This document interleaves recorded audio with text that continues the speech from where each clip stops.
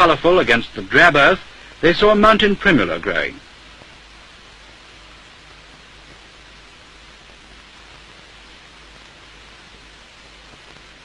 Finally, the Chandra River came into view, and with it the bridge at Koksar.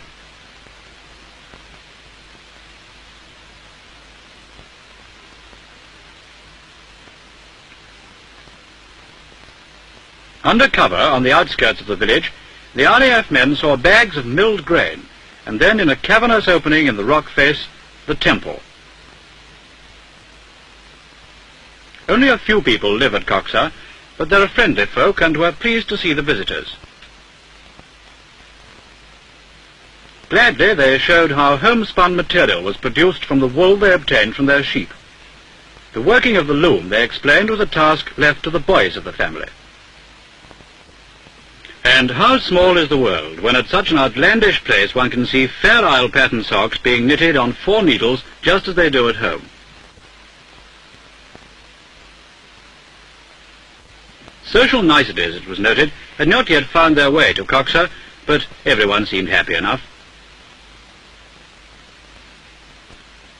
By this time, the advance party, well ahead of the mule train, had established their base camp at the start of the Kulti Valley. From this point, the climbers of the expedition would work their way along the valley to a series of higher camps, and from these the various peaks would be tackled. At this stage, however, there was some concern in the camp because food supplies had reached a dangerously low level, and the sight of the mule train would be more than welcome. Seeking foothold on the difficult slopes and narrow trails, the mules were tired, but, and this was most important, they were on time.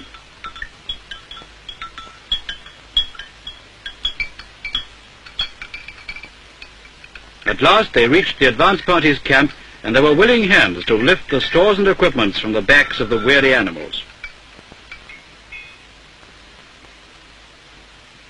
Here at the Kulti base camp, the mules were rested for a short while, and then, after a firm date was fixed with the muleteer for the return journey 3 weeks hence, they set out on their trek back to Manali.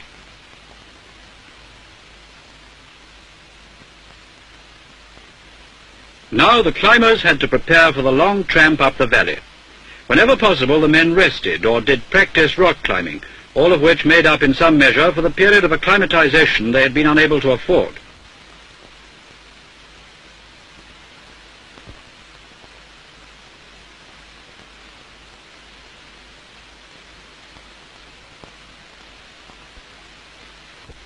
Other times were spent taking stock of the Kulti Valley and the surrounding terrain, against which they had been matching their strength and skill in the days to come.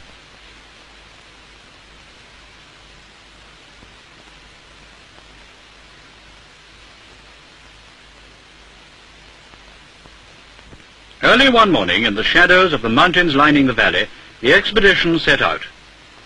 Their first task was to reach the end of the 6-mile-long valley and there make camp before the heat of the day made further progress difficult. Weighed down by their heavy packs containing food,